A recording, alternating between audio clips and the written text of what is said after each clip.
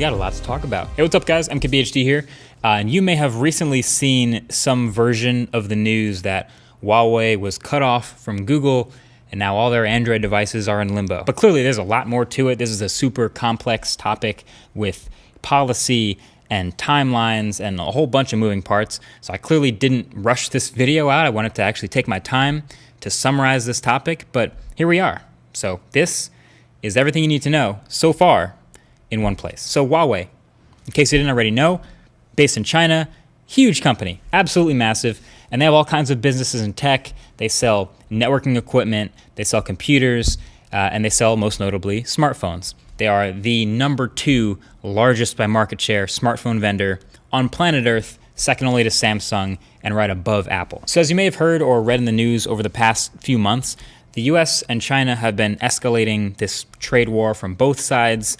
Plus, there's been a history of security concerns over the potential of US companies buying Huawei networking equipment and then possibly getting spied on by the Chinese government. US government agencies were even banned from buying Huawei phones at all. So no matter how you view those things, either way, Huawei's status in the US has been pretty shaky for a little while now for various reasons. They knew it, we knew it, that's just the climate we're in. So the big new news now is that the US government signed an executive order into effect that added Huawei to effectively a blacklist of companies that are restricted from doing any business with any US company at all. Period. It's been worded a bunch of different ways, but that's basically what went down. And now the implications from that have run far and wide. I mean, nothing's really rocked the tech world quite like this in a little while. So the biggest, most obvious headline from this is Google. They're a US company. Huawei does business with Google. They make Android phones. So when this executive order came out, in response, Google complied by stopping all business with Huawei and pulling their license to use Android. That wasn't like a choice they made or a decision they had, really. They're just complying with the executive order. Google's in the US. Huawei is not allowed to do business with any company in the US, so they can't be sold any software or any licenses, so they can't use Android. So this is, of course, terrible news for Huawei, who, by the way, was the fastest growing smartphone manufacturer in the world. They were coming up quick on that #1 spot. So now the big question we're all wondering is, what does this mean for the past, the present, and future Huawei devices? So for Huawei devices, past and present, like if you own a Huawei phone like me, like a P30 Pro, or you're thinking about getting a P30 Pro or a P30, here's the deal. First of all, they were issued a 90-day exemption, so they will be able to continue sending software updates and security updates to existing Huawei phones for the next 90 days into August, so that sort of softens the blow a little bit, I guess. And I do believe this also includes Honor, by the way. Honor being a brand that's owned completely by Huawei, a sub-brand of them, but Honor and Huawei phones are all sort of under the same umbrella. So these phones will all still work and they'll still keep getting software updates. And also Google tweeted from their Android account that while they comply with US government requirements, services like Google Play and security from Google Play Protect, they will keep functioning on your existing Huawei device for now. But these phones, if things stay the way they are, basically, these phones will most certainly stop getting software updates.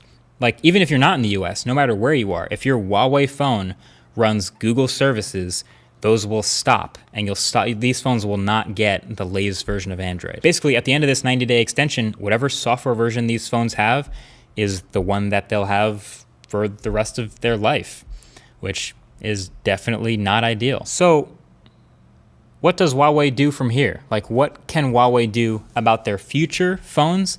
And can Huawei even make future phones without any US business help? Fun fact, they spent $70 billion buying components for hardware last year.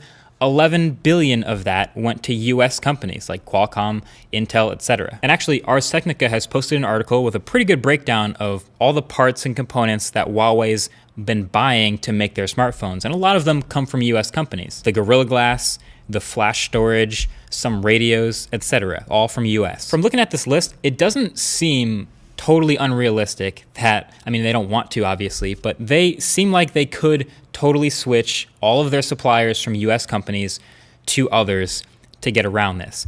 It's not what they want to do. It involves spending a lot of money and doing a lot of work, but they're one of the few OEMs that doesn't rely on Qualcomm for their silicon. They make their own Kirin 980 chip for the Mate 20 Pro and the P30 Pro.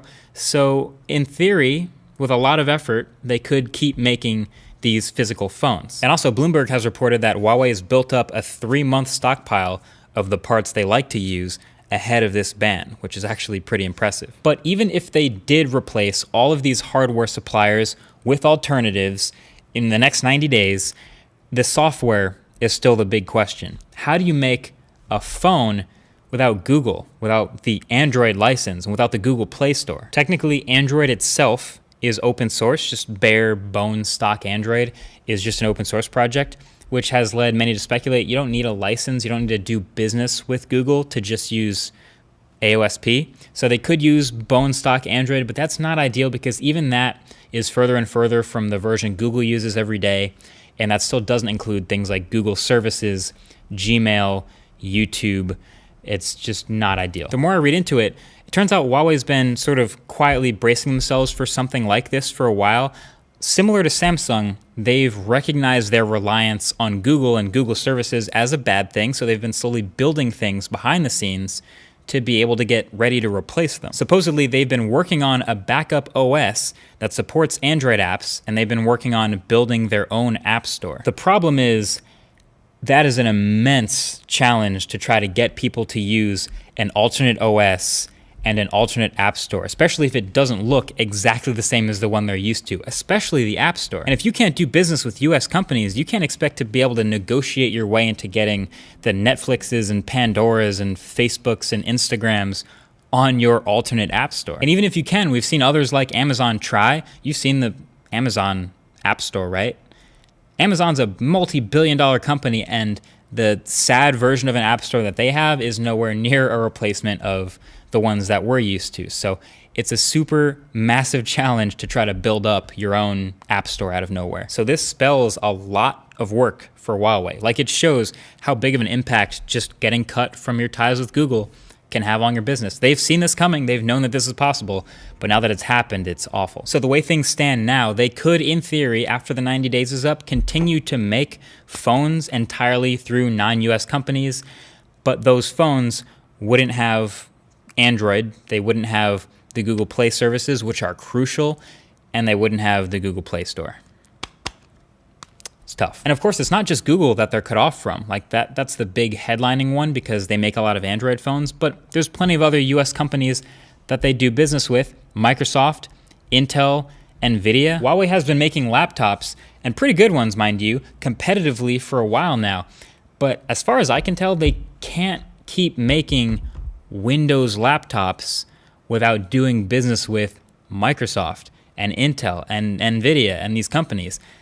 That's brutal too. So as a person that really likes tech, all of this news is terrible because having one less company means less competition, which is less incentive for these companies to work hard and make great stuff. I mean, we've seen it ourselves with how good their phones have gotten lately and how good they've made all the phones around them. Even if you're not a fan of Huawei or if you don't like their stuff, we have to admit that having them around is good for consumers. It's good for us. And also, side note, if you think about it, this is also pretty bad just specifically for folding phones.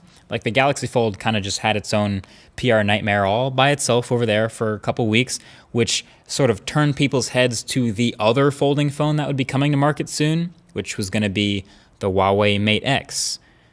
But now, I mean, what if it can't even run Android? But hey, Huawei is, like I said, a huge company, like a really huge company. So I guess if anyone can recover from such a massive setback to multiple parts of their business, I guess it's them. I mean, this is not ideal at all. Their ideal case would be the government renegotiates things and they reverse the executive order and things go back to normal. But in the case that that doesn't happen, at least they have billions of dollars to try something. But even if they do come back, if you think about it, the bigger damage might really just be the way people think about Huawei as a company to potentially buy products from. You know, their reputation isn't exactly great, especially in the US. So now, good luck trying to convince someone to spend $1,000 instead of an iPhone on a Huawei phone that doesn't even have the Play Store or run Android anymore. That's a tough sell. If you look back, a very similar situation happened to ZTE in 2018, last year. They got cut off from all their US business relationships, and they were never the same. They didn't exactly come back strong from that. But Huawei is this Goliath, so I'm thinking things will go a bit differently this time, or at least I'm hoping things will go differently for the sake of competition.